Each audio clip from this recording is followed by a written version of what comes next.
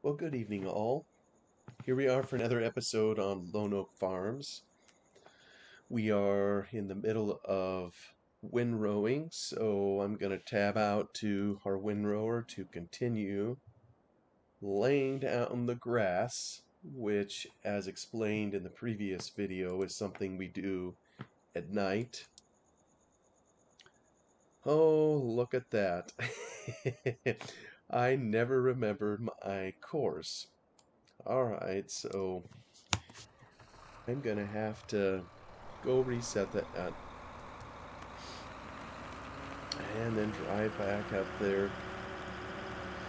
But you know, I suppose this is just like those unanticipated things that happen on the farm go.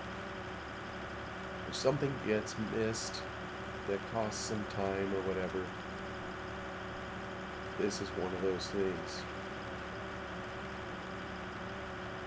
Actually, I'm really pleased to share with everyone, I was able to visit Lone Oak today being the 19th of June.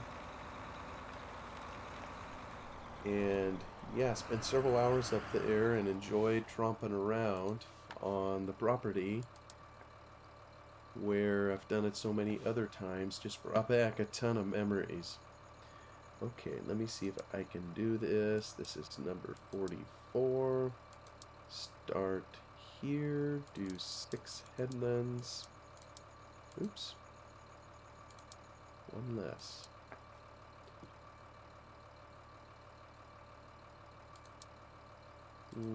Okay. Yep, I believe that's what we want to do.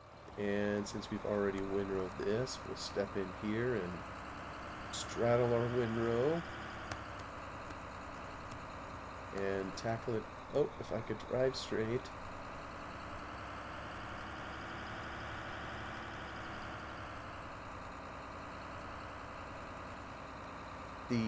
Being June, the middle of June, the place hasn't been windrowed yet. I don't think they've windrowed any of their fields or started the harvest process yet for this year. And at some point I'll show a picture here, but I'm going to get them going right where we left off. So maybe, let's see here if he can go. Alright. And fortunately, it appears it remembered. Well, let me make sure that it's doing the special kind of...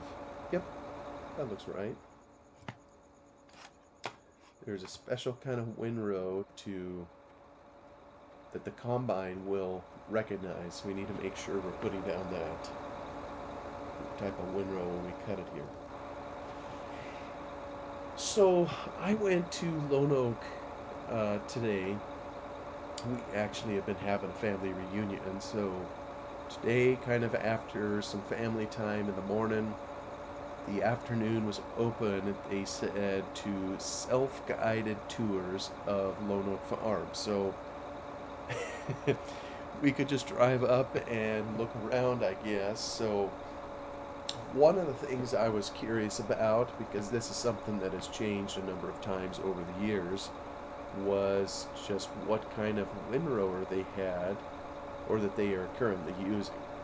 You know, it's years and years ago. I'd have to talk to my uncles and my father who worked there. I know they had, way back in the day, some Oliver windrowers. I think that they were triangle-shaped things, 3-wheeled windrowers. Then there was a year or two where they had some Massey Ferguson windrowers, and at some point they got those John Deere 800s that I know I've previously mentioned. I think I even showed a picture of them. And then kind of when I was up there, I mean, that was kind of the old era. They were phasing those out.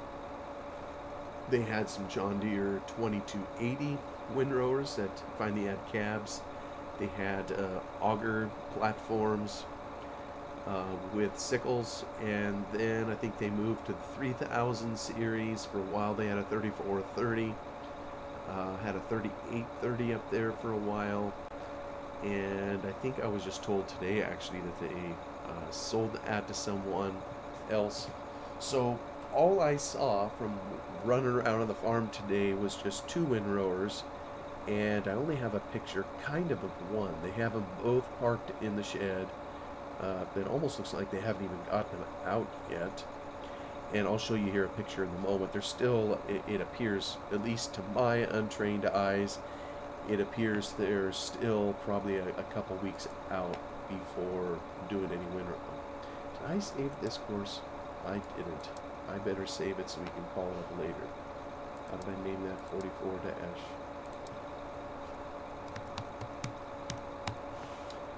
I'm saving it because later we'll have our combine go on the same course, and that'll just be really helpful.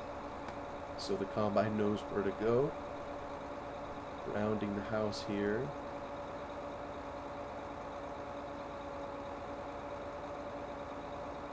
Yeah, it's kind of funny. I think I mentioned at one point in one of these that, I had gotten rid of all the flowers in the field because you just wouldn't have something like that if you're out there, if you have a full-on grass seed field, a lot of that you would spray out. You just wouldn't be growing flowers in there. And then I think ultimately we looked at the texture because there is still let me look in here. You can still see little flashes of white because I think the grass texture itself has a daisy in it or a couple daisies. Well, lo and behold, when I was out kind of hiking through some of the sides of the fields and what have you, I found a daisy. Maybe I could show that picture later too. So it does happen there will be occasionally daisies mixed in, but by and large, it is only the grass. Or that's kind of the goal anyway. So maybe while this guy is working away in our field here, we have just 44 left, I will hop out real quick so we can see kind of the windrower pictures.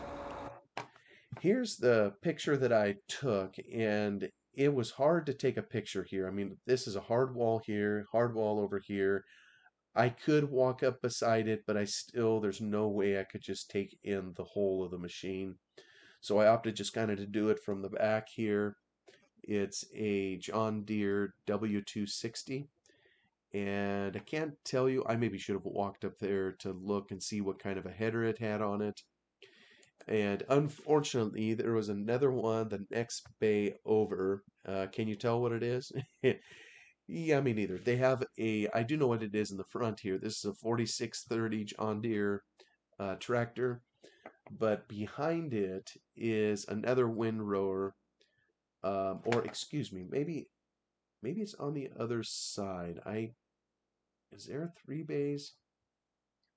Maybe it's behind it. I don't remember at the moment. I believe it was a John Deere 470R, is it?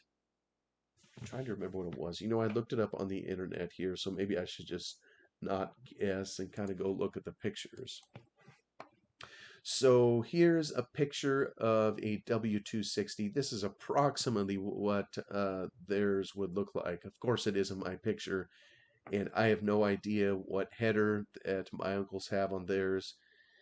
This looks to be a similar setup, and I guess one comment I would make on it, I've never driven it, but I'm assuming I have driven a 3430 before, and it had bigger tires. I remember on the 2280s, and I remember on those old 800s, they had smaller tires. And one of the things I noticed is with littler tires, you pick up every bump in the field and you feel them all. And I think with a little bit larger tires, you tend to ride over some of that rather than just picking up all the bumps. Makes it a little bit smoother and a little bit easier on the operator, I think. But I'm sure there's probably other reasons for having it that way. But that's approximately I think that's what that is, a W260. Then they have this other one here, oh, excuse me, I probably got the number all wrong, R450, not 450R. I believe that's what it is, and I believe it also has a similar setup on the header. So I think I only saw two up there currently. If there's anybody interested in terms of what their current equipment is that they use on the farm, this is what it would be for the windrowers. In the past, also, I know they've occasionally owned a Heston or maybe it was a Case. So, or McDon, excuse me, McDon or Frontier, which I think John Deere bought up, so it's very similar to maybe John Deere bought McDon. I'd have to look that up. I don't remember for sure, and turned it into Frontier. So they've had a couple other brands up there from time to time, but they're pretty well green paint through and through. And so these are the machines that they're using currently to windrow their fields. Now, the next question that I had was whether or not there are mods out there for this. And there are. I mean, this is, we're doing this exercise in Farm Sim 17. That was kind of the original map that Bullet Bill made. I realized it came over to Farm Sim 19, but I chose to kind of take our look at it here and do a series on it in Farm Sim 17 because that was the original. So this is a Farm Sim 17 mod. Don't know if the header is the same one that's on the farm, but that is a W260. I think I've even seen some of the other one out there, the R450. So somebody somewhere has pulled these into farming simulators. So, but I have no idea if they are any good at all. Don't know that I've ever used them before. If someone else has, and you could mention it in the comments, I'd appreciate it. I don't know, if they're well-built mods or if they are something just cobbled together that are out there, like so many mods are today. I know the one I have that I am using currently is Problem Enough. So, and speaking of it, let me go check him. Oh, he's on his third round. He's problem enough as it is, and I had to add a script. He's got some things I don't like, but at least he gets the job done. So, can't complain too much on it. So, maybe a picture or two. Yeah, this was the equipment. Let me go here. So, this is today. It was completely overcast, but honestly, I mean, those are some pretty cool clouds that I saw in the sky. But just no shred of sunlight today for whatever reason. And I tried to take a panoramic picture here. I don't know how well this comes through on the video. I could zoom in. Obviously, lone oak tree is up here. The farm is down here. This is the road that runs beside the field. And of course, when you take a panoramic, ideally, I mean, it's taking in more than just the normal field of vision, if you will. And probably if I'd have done a better job at it, I wouldn't have grabbed the road, one end of the road at least, because now it looks like we're kind of standing on a corner of the field, and we're really not. This is actually a straight road in here. This whole edge of the field is straight. It's only my crummy camera work, that's making it appear, the way it is. Something I noticed, and there'll be other pictures too I'll share. I'll just kind of zoom in here a little bit. I think the lone oak tree has taken some damage from, oh, what was it, 2 winters ago? We had some pretty severe ice storm that came through the area, and it really did a number on primarily all the deciduous trees, maple, oak, and so forth. It tended to take those and just snap limbs off. We had some really heavy ice, and I think it did it to the lone oak tree also, and appears to have permanently altered its shape. Unfortunately, it doesn't look quite as stately as it once did, at least not in my opinion. Looks like it has some things hanging down. So I don't know if at some point they will try to trim it up a little bit. It has branches over here that are almost reaching the ground, which I think it may have had in the past, but it's clearly changed its shape. So it may be a year or two before another limb grows, kind of goes back out and kind of returns its shape. I hope it does. I kind of like the shape that it had before. This one here kind of makes it look like kind of like a willow tree, honestly. So doesn't look quite as nice, but kind of like I know I've mentioned in the other videos, This tree has stood the test of time. It's uh, it's been here many, many years, and it's highly likely it'll be here when I'm dead and gone. You know, it's really interesting. Mentioned being at a family reunion, and at some point I saw so many old pictures that it'd be pretty cool to put in here to see not only the tree but the farm and everything else kind of over a period of history over time. And you know, they periodically would show a picture of the lone oak tree kind of up on the hill, and yeah, maybe it was a little bit smaller, but it was pretty hard to tell that it was. You know, our time horizon as humans is just so much less than a tree that, you know, I would say the difference was negligible looking at these old pictures. It's like, yep, that's the old oak tree, and the humans come and go, but the tree is always there. So we all know at some point the tree will fall over, die, or get diseased or whatever, and you know, come down. Nothing lasts forever on this planet, but it's probably going to outlive us. So that was kind of at the top of the hill, kind of on this road. And anybody familiar with the Lone Oak map is probably going to know about where this is. This is the main farm. That's the tree. And I'm on the gravel road over here. The entrance to the farm is down here on the gravel road. So it's kind of at the apex of the hill. You know, they took this picture this afternoon. So let me go to the next one. This is more of a normal picture. I'm still at the top of the hill, kind of pointed towards the farm.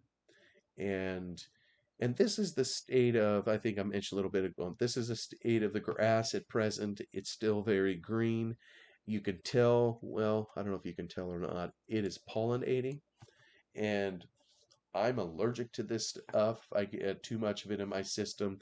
All these little tiny bits, you know, that you barely tap it and it falls off. That's bits of pollen. So it's in the middle of pollinating. I know when I was out walking around, if anybody's ever seen a grass seed field pollinate, sometimes it can be really cool. You know, most of the time you'll just kind of see a haze or a fog above the field that looks a little dusty. But other times, it's really beautiful. The wind has to be just right, and it'll toss the pollen in circles and little cyclones and patterns as it goes across the field and does what it's supposed to do. It can be a pretty cool thing to see. But this is kind of where the crop is currently. I believe this is a type of fine fescue. I don't know what variety of fine fescue. It just appears that way to my eye. It may even be hard fescue. I'm not 100% sure.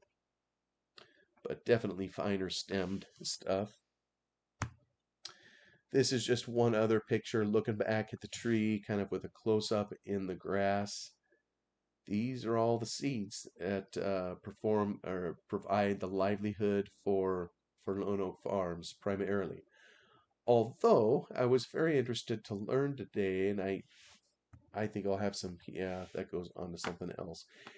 This up here obviously is a tree. You can tell there's a dividing line kind of where the other field starts, kind of south of the tree, if you will.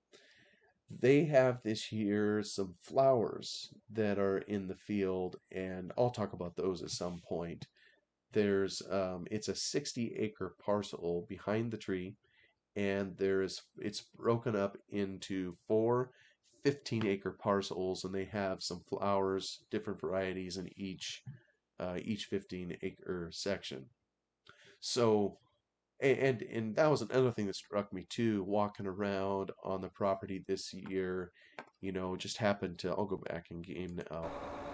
There's a lot more variety of agriculture taking place in the area than was there when I worked up there, and it's been there historically. And I may have even commented on this, you know, that there's not much that can be done with the land kind of up in this area, up in these hills, this heavy red dirt clay that they have for soil. Well, that wasn't totally accurate. It's all that they've traditionally done with it. Um, you know, but today, you know, I saw grass, of course, aplenty, grass in the field that we're currently windrowing in here in game. grass in the field below the lone oak tree, like over here where we have, what do we put in there, wheat? They have grass in there this year also. Something similar, I think, in both fields. But back behind it, like I mentioned, four different varieties of flowers.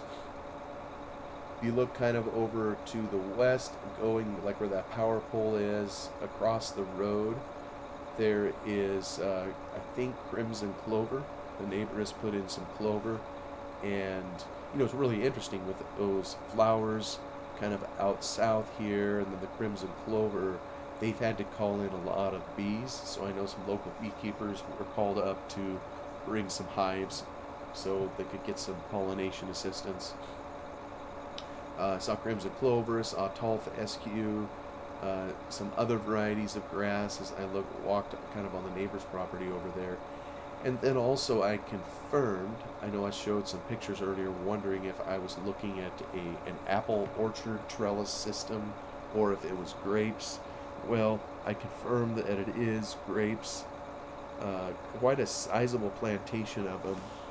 Oh, let's see here. Kind of kitty corner from here, kind of over to the west as you head away from Lone Oak, heading kind of that other way. I saw they got a hazelnut orchard in there now. Not something that belongs to Lone Oak Farms, but to this other agriculture group over there. So just even in a small area, that's several different commodities that are being raised. And years ago it basically was grass, and occasionally a little bit of wheat. But things are starting to branch out a little bit more. I visited with one of my cousins at works up at Lone Oak Farms. He lives in well, actually he doesn't anymore. He married and he moved out with his wife, but he grew up in that house, in that farmhouse over there that we all see in game. And he was just commenting. I think I've occasionally mentioned field burning in here. We'll talk a little bit more about that, I think, at some later time. But without the ability to burn as frequently as some of this needs, they're no longer able to control all the weeds and pests quite like they were in the past. So rotation is a necessity, and branching out and finding other crops if they can is also becoming a necessity, if for no other reason than just to attempt to try to control a lot of the weed problems.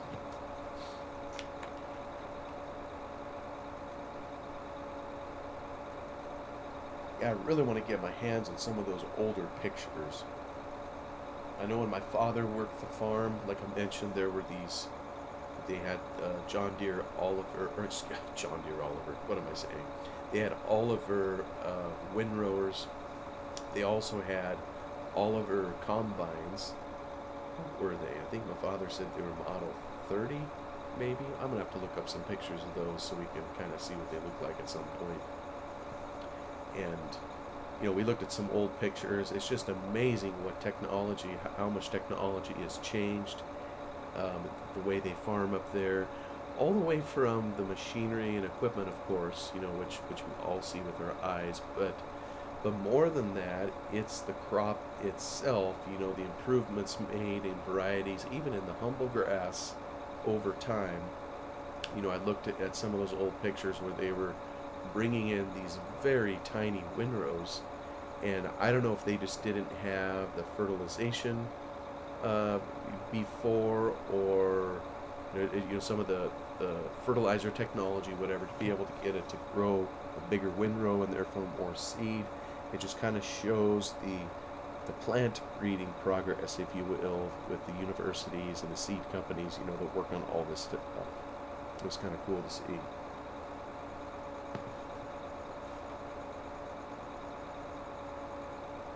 Yeah, it's getting darker and darker, and which is what we want. Like I mentioned before, we always did the windrowing at night to do the least amount of shattering of the seed as possible. It's laying it down in windrows. Some of it is going to go out on the ground. It's unavoidable that some will be lost. But if we were doing this process here in broad daylight, we'd be losing far, far more. It'll be interesting. I've never researched this, but it's very common. You will see, at a certain point before harvest, the hills are just alive with lights, and it's everybody's out there windrowing the crop, putting it on the ground, getting ready for harvest and whatnot. So everybody does it this way. Well, what I'm kind of wondering is who figured that out or discovered that should be the way to do it the first time. I kind of wonder about that. Maybe it was some experimentation, maybe it was luck, like so many things, how they happen when innovations are discovered. Just the idea of doing it at night. Who knows how it was figured out? Just kind of a picture looking back towards the farm. Mount Hood in the distance. That's something you won't see in any of my pictures that I took today. There's no way, it was overcast as it was, that Mount Hood would ever make an appearance. Which is okay.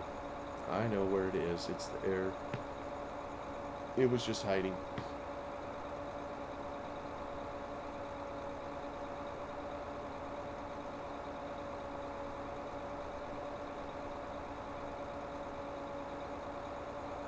Another thing that's changed over time too is, years ago, according to my father, they would cut a lot of grass standing, meaning they would use a standard cutting platform on the combine. They wouldn't fuss with a windrower. They would just go out and combine it and harvest it directly in the field.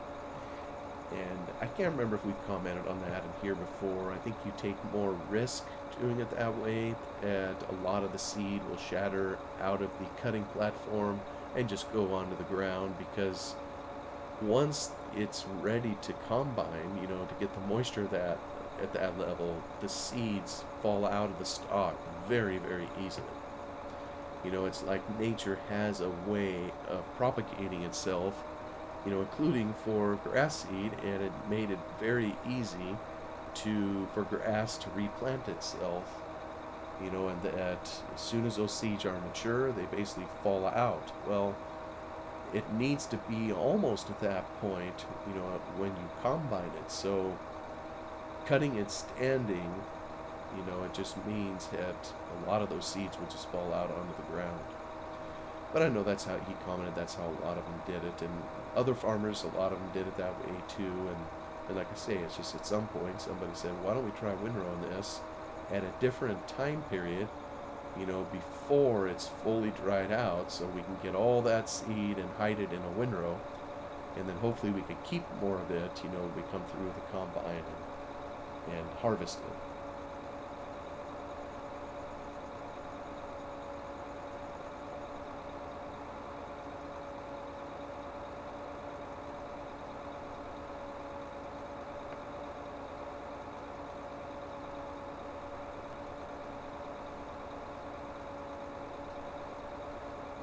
Yeah, I gotta be practice being careful moving my mouse here so I don't give anybody vertigo.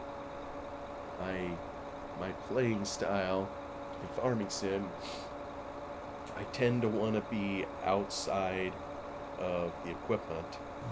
I'm not really much of an inside driver. I go in there occasionally if visibility is so poor and I need to, but I don't know, some people, and maybe some of it's this too, I'm just a keyboard steerer, and I was watching one of my friend's videos here the other night. I think maybe it was one of Reefy 1952's, and he commented that when he was a keyboard driver, I think this is what he was saying, when he was a keyboard driver, he could do it outside of cab, but once he got a steering wheel or whatever, it was much harder to do that. I guess I could see that. If you have a steering wheel, probably would be more helpful to be inside like this versus outside.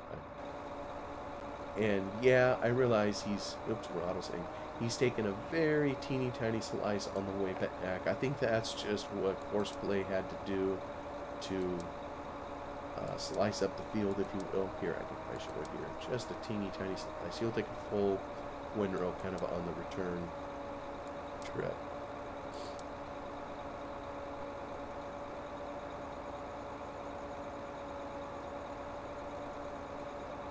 So we're going to end up getting this finished long before the night's over, which will be handy. We really, I'm assuming, I started a fresh save for this, but I still wonder, I accidentally started it with some multiplayer type mods that we had for Farm Sim 17. Now, with Farm Sim 19 and above, each multiplayer person can, if the host sets it up right, you can have your own farm, and you have to join a farm to be part of it, or however that works. But in 17, we didn't have any of that. In the base game for 17, there was still just one farm, whether you were single player or multiplayer, and so there was a mod created, I don't remember by who, that allowed for having separate farms in Farm Sim 17, and you can have your separate money accounts and separate equipment and so forth. And so we had all that on the server. Well, we closed the server eventually when we were done playing the map, and I just kept all those mods, and probably something snuck through, because I almost think that if you play this straight out of the box, that Bullet Bill gave you more than just these 3 fields. Maybe somebody knows. I could be mistaken. I don't know. Maybe you also get 36 and 37. I just don't remember. But I have a feeling on our server we started light for everybody. Maybe those 3 fields for someone, and yeah, I just don't remember. And ultimately, it doesn't matter. What does matter is we still have a bunch of windrowing to do. We're going to be putting this field down, and tomorrow, assuming the weather holds, we will be harvesting. Basically have 1 day to harvest and to do our straw management and to get it all done, which we should be able to do. Well, I see the clock here. Another half hour has easily gone by. I hope I haven't bored anybody too much. We're just sitting here watching our little windrower go at it on a course play, so the combine can kind of follow in its footsteps. So I just want to say thank you for everybody for coming and spending a little time here. Hope you're having a great day, week, night, whatever, wherever you're at. So take care, and we'll talk to you again soon. Bye-bye for now.